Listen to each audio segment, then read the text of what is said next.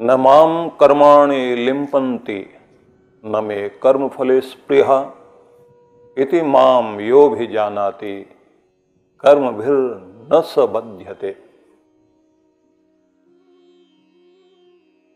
कर्म मुझे लिप्त नहीं करते, ऐसा भगवान श्री कृष्ण कहते हैं, और न ही मुझे कर्म फल की कोई स्पृहा कामना है। जो मुझे इस प्रकार से जान लेता है वह बंधन में नहीं आता। एवं ज्ञात्वा कृतम कर्म पूर्वरपि मुमुक्षुभिः कुरु कर्मेव तस्मात् त्वं पूर्वैः पूर्वतरम कृतम। इस दिव्य ज्ञान को जानकर पूर्व काल में मुमुक्षु जनों ने कर्म किए, इसलिए तुम भी अपने पूर्व काल के पूर्वजों की भांति अनासक्त भाव से कर्म करो और अपने कर्तव्य का पालन करो। 2 श्लोक हैं और अब इन पर हम लोग विचार करेंगे। भगवान ये कहते हैं कि कर्म मुझे दोषित नहीं कर सकते और न कर्म फल में मुझे कोई आसक्ति है। यह सब वो इसलिए बताते हैं कि प्रत्येक मनुष्य इस संसार में कर्म से बंधा हुआ है और कर्म के साथ वह कर्म फल से भी बंधा हुआ है। कोई भी कर्म हम करेंगे तो उसके फल की प्राप्ति भी हमारे मन में एक लक्ष्य होता है कि हमें कुछ रिजल्ट मिले, जो हम करते हैं उसका कुछ रिजल्ट मिले। और जब भी हम कोई भी कर्म करते हैं तो उसमें कोई ना कोई त्रुटि होती है। वह कर्म जो हम करते हैं कामना से, तो उसका एक बीज हमारे अंतःकरण पर पड़ता है और वो बीज हमें बांध लेता है। बांधने से मतलब है कि फिर उसका अच्छा और बुरा फल हमारी जिंदगी में आता है। और अगर वह इसी जन्म में पूरा हो गया तो बात अलग है। कुछ कर्म ऐसे होते हैं वो जन्म जन्मांतरों तक उनका फल भोगना पड़ता है, तो फिर हम कर्म बंधन में बंध गए। अगला जन्म हो सकता, उससे भी अगला जन्म, कितने सारे जन्म लेने पड़ेंगे। लेकिन जो कर्म के बंधन में नहीं आता वह वही हो सकता है जो निष्काम भाव से कर्म को करता है, मतलब अपना कर्तव्य निभाता जाए। उसकी इच्छा इस बात में नहीं होती कि इसका फल मुझे मिले। उसका मोह, उसका अभिमान उसे पाने में या बाधा डालने में, कहीं ईर्ष्या, द्वेष, बैर, विरोध, ये जितने भी बंधन पाश माने जाते हैं संसार के, जिनमें आदमी बंध जाता है। आदमी को केवल राग बांधता हो ऐसा नहीं, व्यक्ति को बैर भी बांध लेता है। उतना प्रेमी व्यक्ति याद नहीं आता जितना कि शत्रु याद आता है। जहां आपकी घृणा होती है वो घृणास्पद जो व्यक्ति होता है उसके प्रति सारी ऊर्जा, सारी स्मृतियां, सारा चिंतन उधर लगा रहता है, उसका बार बार ध्यान आता है। और ये बड़ी विचित्र बात है कि बुरा व्यक्ति, कितनी भी कोशिश आप कीजिए, कुछ तो होते हैं कि जिनको आप अपने मन में शांति ले आए और उसके बारे में बुरा नहीं सोचें।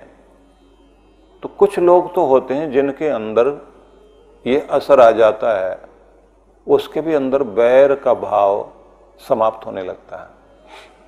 लेकिन कितने सारे वो लोग भी हैं कि मरते मर जाएंगे लेकिन वो कभी भी बैर छोड़ेंगे नहीं। इसलिए जो नीतिकारों ने लिखा, या कालिदास का भी कुमार संभव में एक वाक्य है, शाम्येत प्रत्युपकारेण नोपकारेण दुर्जन। दुर्जन लोग बुराई के बदले बुराई से ही शांत होते हैं, भलाई से बिल्कुल शांत नहीं होते हैं। मतलब वो बुरा आदमी, उसके साथ आप भलाई करते रहिए, अपने मन में उसके प्रति बैर निकाल लीजिए, भगवान से भी प्रार्थना करते रहिए कि मैंने उसको माफ़ किया, लेकिन वो शांति ही नहीं होंगे। जब उनके सामने उससे भी बढ़कर कोई उत्तर दे दे और उसको ये लगे कि इसके साथ अब और लड़ना, लड़ाई मोल लेना अच्छा नहीं, तो वो शांत हो जाते हैं। लेकिन ये कालिदास ने एक तरह की बात कही। असलियत तो ये है, कुछ वे लोग हैं कि जो मरने के बाद भी जिनके अंदर बैर भाव इतना लगा रहता है, उनकी पीढ़ियां खत्म हो जाएंगी लेकिन उनका बैर खत्म नहीं होता। चाणक्य ने इसके ऊपर एक बड़ी प्यारी पंक्ति लिखी थी जिसका भाव बताता हूं आपको कि बैर की चादर इतनी जर्जर और पुरानी हो जाती है कि वो जगह जगह से अपने आप फट रही होती है। अगर तुम प्रेम की सुई धागा लेकर भी उस चादर को सिलने की कोशिश करोगे तो मिलाने वाली चीज से भी वो फटता ही जाता है, वो जुड़ता नहीं कभी भी। ऐसी चादर जो है बैर की चादर कहते हैं। प्रेम के धागे से सुई लेकर मरम्मत करो, जोड़ो, वो नहीं जुड़ेगा। वो प्यार वाली बात करने से और फटता है। बैर आदमी को तोड़ता है, बिखेर देता है। तो न जाने कितने कितने तरह के आदमी के जो कर्म हैं उसमें क्या होता है। 9 तरह की चीजें तो कर्म के साथ सामान्य रूप से होती हैं, लेकिन आप सिर्फ 9 की तरह की नहीं, 900 तरह की भी बात करोगे तो भी कम है।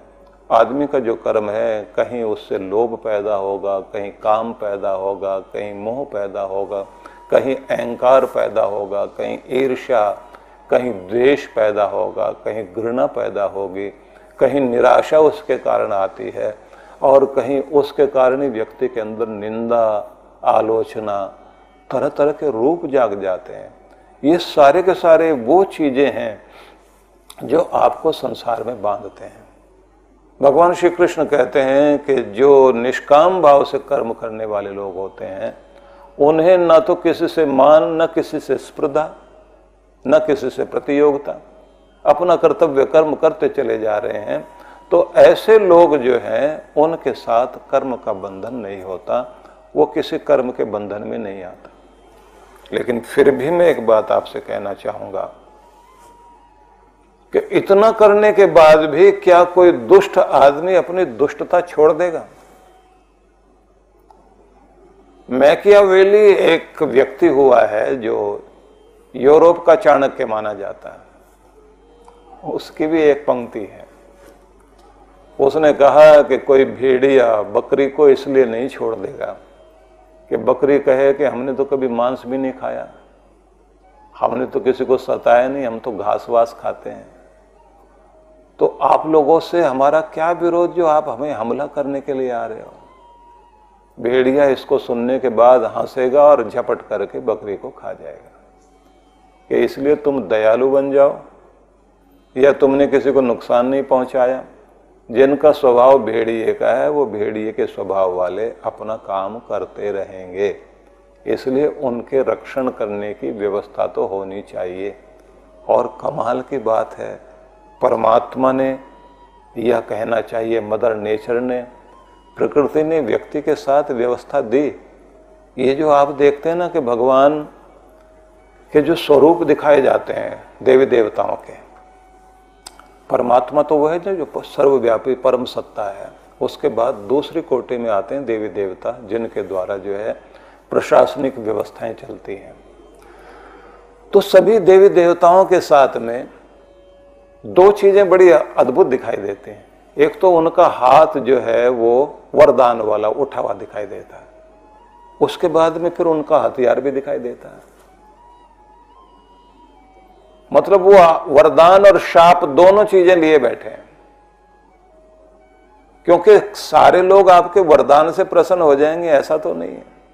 कुछ लोगों को तो आपको जो है शंकर भगवान को भोला भंडारी कहते हैं ना, लेकिन भोला होने के बाद भी फिर वो भोला भाला है। टेढ़े लोगों के लिए तो भाला है ना, वो मारने वाला जो भाला होता है।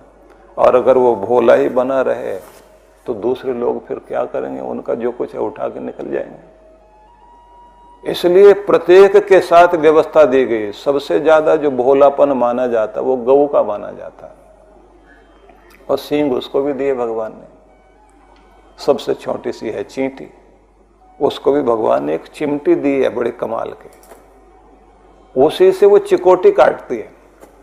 आदमी बैठ गया चींटी के ऊपर, अब वो चींटी कहती है इतना भारी आदमी बैठ गया है, इसको तमीज नहीं है, भाई हम भी यहाँ रहते हैं, ये तो अभी आया, हम तो परमानेंट यहाँ थे।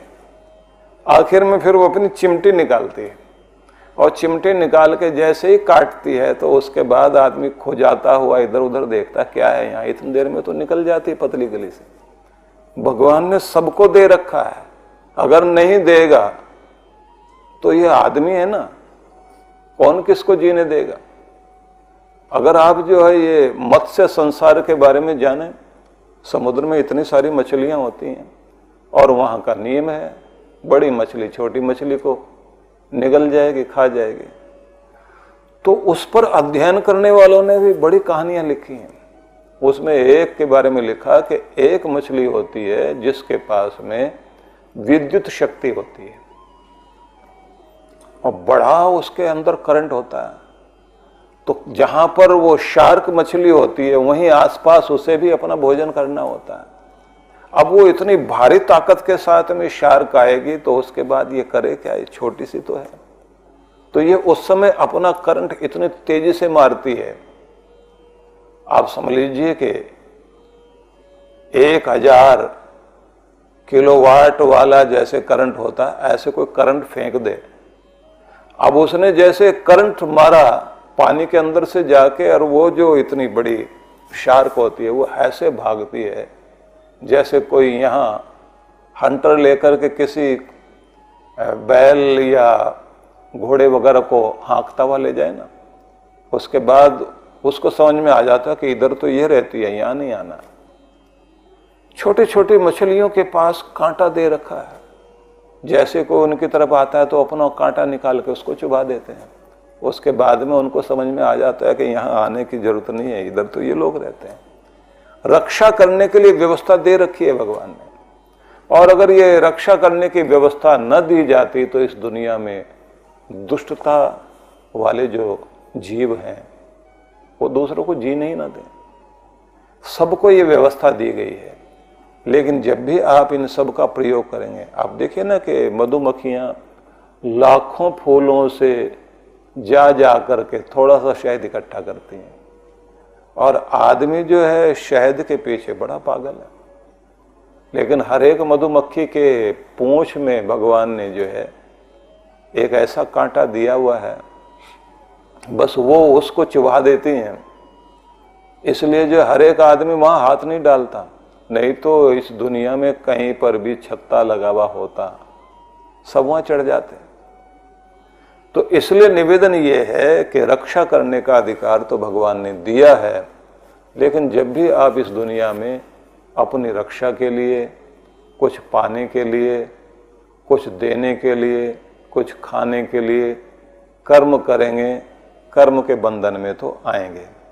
लेकिन इसका मतलब ये नहीं है कि निष्काम कर्म करने वाला व्यक्ति जो है वो अपना रक्षण नहीं करेगा। उसे क्षत्रिय बनकर भी काम करना है, युद्ध भी करना है, मारना पीटना लड़ाई झगड़ा सब चीजें होंगी, लेकिन वहां उद्देश्य कुछ और होगा।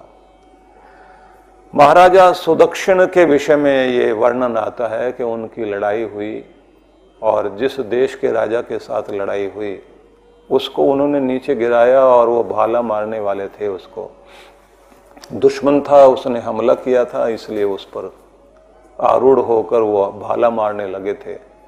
और इतनी देर में उसने नीचे गिरे हुए ने अपमान करने के लिए उसने देखा ये मुझे मार तो रहा ही है, उसने उसके मुंह पर थूक दिया, भयंकर गाली दी। तो इसने मारते हुए अपना भाला पीछे कर लिया और कहा कि जाओ कल लड़ेंगे। अब वो उठ के जाने लगा तो कहता है कि क्या हुआ, क्या असर हो गया तुम्हारे ऊपर। बोले अभी तक लड़ाई जो थी ना वो 2 देशों की लड़ाई थी, फर्ज और कर्तव्य की लड़ाई थी।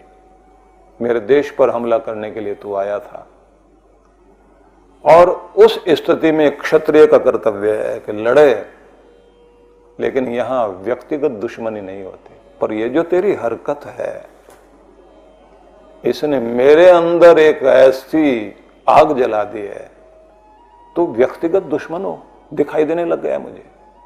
अब ऐसी स्थिति में मेरे मन में भाव आया था कि सबसे पहले तो जिस तरह की आंखों से ये देख रहा था, मैं इसकी आंखों में भाला डालूं और फिर इसे मारूं।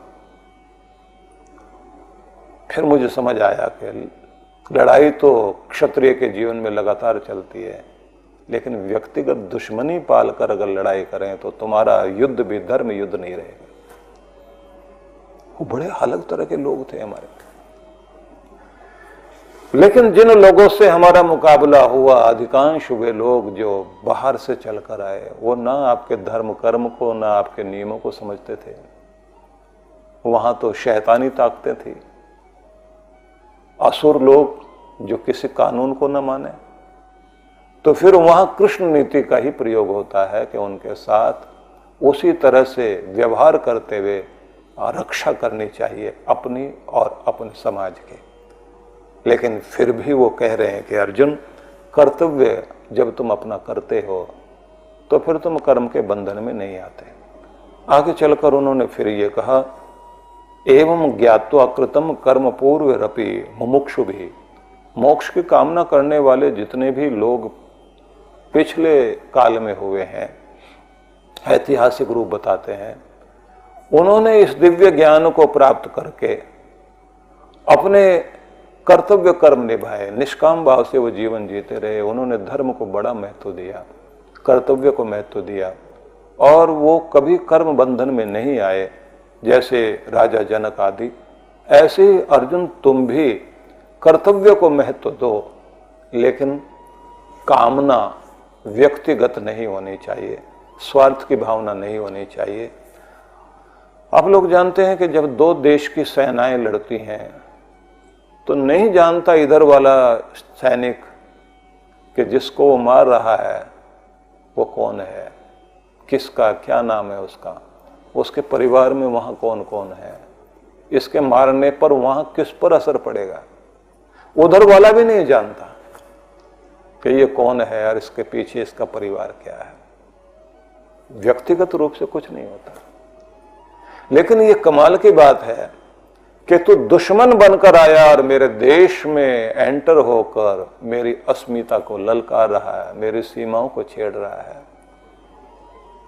वो प्रहरी है आपका प्रतिनिधि कि जिसके आधार पर आप सुरक्षित बैठे हुए हैं, वो पूरी ताकत लगाकर उसे नष्ट करेगा, और उसे मारने पर या दूसरे को मारते हुए भी अगर उसकी मृत्यु हो जाती है तो सर्वोच्च सम्मान उस व्यक्ति को दिया जाता है, क्योंकि उसका लक्ष्य, उसका की भावना कुछ और है, वो देश के लिए काम कर रहा है। लेकिन अगर इधर वाला व्यक्ति दुश्मन के साथ मिलकर कोई भी कुछ इस तरह की हरकत करता है, फांसी के तख्ते पर चढ़ाया जाता है, तो देश के साथ गद्दारी कर रहा है। इसलिए मैं आपसे निवेदन करना चाहता हूं कि कृष्ण भगवान ये कह रहे हैं कि मुमुक्षु जनों ने, मोक्ष की कामना करने वाले लोगों ने, जिन्होंने महान गतियां प्राप्त की हैं, उन लोगों ने भी शासन भी चलाया है, वो युद्ध भी लड़ते रहे हैं, लेकिन कर्तव्य भावना उनके सामने बहुत बड़ी थी,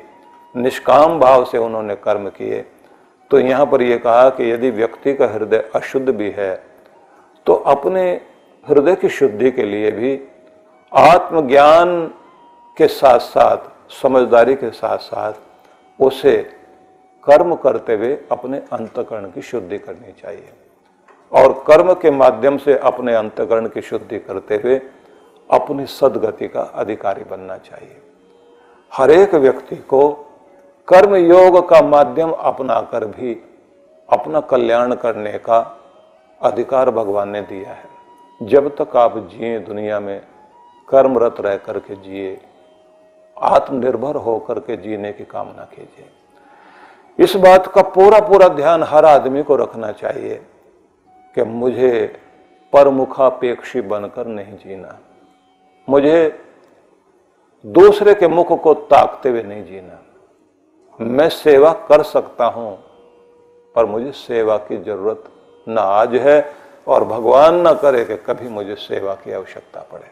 अपना कार्य खुद करूंगा, आर्थिक रूप से भी स्वयं पर निर्भर रहूंगा और मानसिक रूप से भी मेरी चेष्टा रहेगी कि मेरा मन, मेरा मस्तिष्क आखिरी समय तक भी मेरा साथ निभा सके। इसलिए जो ये प्रार्थनाएं हैं, जीवे में शरदशतम, 100 वर्षों तक हम जीवित रहें, शृणुयाम शरदशतम, कान हमारे 100 वर्षों तक स्वस्थ रहें, सुनने की शक्ति बनी रहे। पश्चिम, ये जो आंख है मनुष्य की, इसका सबसे महत्वपूर्ण कार्य होता है।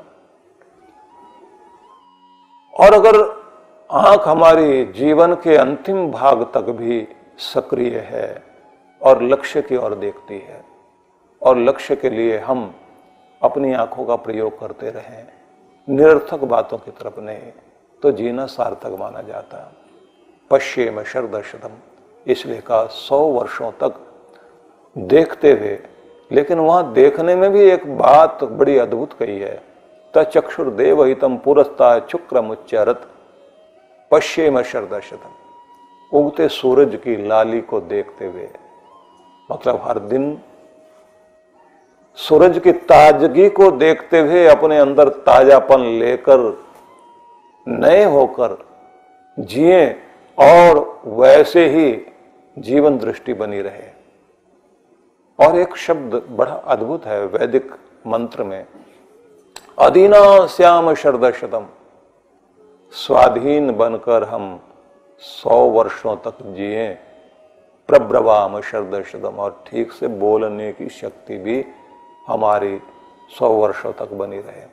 कर्मयोगी व्यक्ति को कर्मशील बनकर जीवन के अंतिम भाग तक भी अपना कार्य करना, चाहे वो सन्यासी क्यों ना हो, कर्मशील तो सबको रहना चाहिए। सबको अपने अपने कर्तव्य निभाने चाहिए और सब कार्य मिलकर सबको करने चाहिए।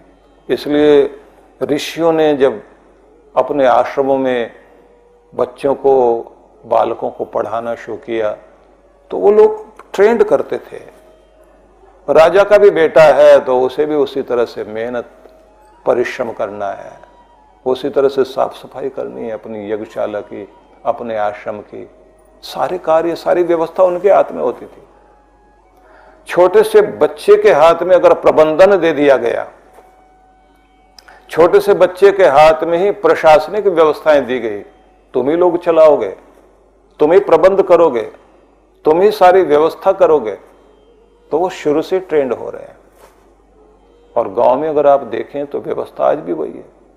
छोटे छोटे बच्चे मिलकर अपने माता पिता के साथ काम करते हैं पूरी तरह से, और काम करते ही नहीं, उनकी ताकत बनते हैं।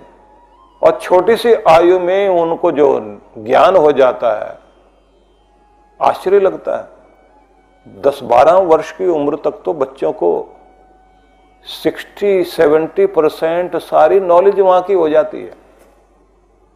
और शहर वाले को तो यही पता नहीं है कि ये जो आलू हैं ये जमीन के नीचे लगते हैं या पेड़ के ऊपर लगते हैं, मूंगफली कहाँ लटकती है, बेल होती है इसकी या जमीन के अंदर निकलती है, उसे पता ही नहीं है। उनको ये पता नहीं कि ये चीनी जो आती है, गुड़ जो आता है, ये कैसे आता है, उन्हें नहीं मालूम है, उन्होंने कभी देखा भी नहीं जा करके। इसलिए प्रकृति के बिल्कुल निकट रखकर प्रशिक्षण देना और फिर नैतिक शिक्षा देना, कैसे एक दूसरे के साथ व्यवहार करना, जीवों के साथ कैसे व्यवहार करना, आपने समाज में कैसे रहना है, वो सारा प्रशिक्षण वो ऋषि लोग देते थे। तो भगवान श्री कृष्ण ने ये कहा कि जैसे पूर्व मुमुक्षुजन जो प्रशासनिक व्यवस्था भी संभालते थे, राजा लोग थे, जैसे उन्होंने अपने कर्तव्य कर्म करते हुए इस संसार में उदाहरण प्रस्तुत किए कि हे अर्जुन, तुम्हें भी उसी तरह से अपने कर्तव्य कर्म करने चाहिए। और इस बात को ध्यान रखना चाहिए कि अपने कर्म योग के माध्यम से तुम आंतरिक शुद्धि का कार्य करो। और स्वयं के विषय में उन्होंने कहा कि मैं किसी कर्म की स्पृहा नहीं रखता हूं, मतलब कोई कामना मुझे नहीं है कि मुझे ये काम करना है, ये फल पाना है, इसलिए कोई कर्म मुझे बांध नहीं पाता, क्योंकि मैं इस सब से ऊपर उठा हुआ हूं। तो इसका अर्थ वो भी है कि व्यक्ति इस तरह से जीवन जिए कि कर्म बंधन में न आ सके। तो शुरुआत से हमारे यहाँ बच्चों की लोरियां थी, शुद्ध हो से, बुद्ध हो से, निरंजन हो से, संसार माया परिवर्जित हो से। तो शुद्ध है तो बुद्ध है तो निरंजन है। इस संसार की माया में और संसार के कर्म बंधन में बंधने के लिए नहीं आया। तो एक शुद्ध जीव है, निर्मल जीव है। इस दुनिया का लेप तेरे ऊपर नहीं चढ़ना चाहिए। इस संसार का प्रभाव तुम्हारे अंदर ऐसा ना आ जाए कि तुम्हारी शुद्धता समाप्त हो जाए, तुम्हारे अंदर आसुरी वृत्ति आ जाए। तो अपने स्वरूप को पहचानना। माताएं ये गाते थे। महाभारत को अगर आप पढ़ें तो वहां बड़ा अलग अलग तरह का व्यास ऋषि का जो लिखना है बड़ा कमाल का। कहते हैं कि जब कर्ण को कुंती गंगा नदी में बहा रही थी, उस समय उसके आंख में आंसू थे और उस समय वो कह रही थी कि तुझे गंगा के हवाले तो कर रही हूं, पर तेरे लिए जीवन की कामना करती हूं कि तू जीवित रहे, और मैं तुझे झूला नहीं झुला सकती, लेकिन पवन देव को कहती हूं कि वो तुझे झूला झुलाए। और ये चंद्रमा की जो किरणें हैं ये अपना वात्सल्य तुझे दे। वो बड़ी लोरियां गाती है वो, और उसको विदा करके जाती है। अगर हम अपने ग्रंथों को पढ़ें और समझें तो पता लगता है कि एक माँ पालन करते हुए बच्चे को जो कुछ सीख दे रही है उसकी भावना भी क्या है। और ये ऋषियों की संस्कृति कितनी अद्भुत संस्कृति थी, इनके कर्म भी कितने अद्भुत कर्म थे। इसलिए ऋषि, खेती भी अपनी एक खेती थी, ऋषियों की खेती। बीज बोकर आएंगे, बीज उगेंगे, और वहाँ फिर वैसे मंत्र हैं। तो कुल मिलाकर मैं आपसे यही कहना चाहता हूँ, अपने पूर्वज ऋषियों की परंपरा को, राजाओं की जो राजर्षि थे, राजा होकर भी ऋषि लोग थे, ऐसे जो महर्षि थे, ऐसे जो ब्रह्म ऋषि थे, उन सब के जीवन को ध्यान में रखकर हमें अपना जीवन जीना चाहिए और अपना कल्याण करना चाहिए। बहुत सुंदर संदेश है। आप सबकी मंगल कामना करते हुए मैं चाहूँगा श्रद्धा भाव से सुनते हुए आप भगवान श्री कृष्ण की वाणी को, भगवान श्री कृष्ण के आशीर्वादों को पाने योग्य बन सकें। आप सबके लिए मंगल कामना करते हुए आज के कार्यक्रम को विश्राम, और कल फिर एक नए संदेश के साथ हम लोग मिलेंगे। ओम शांति शांति शांति। ओम।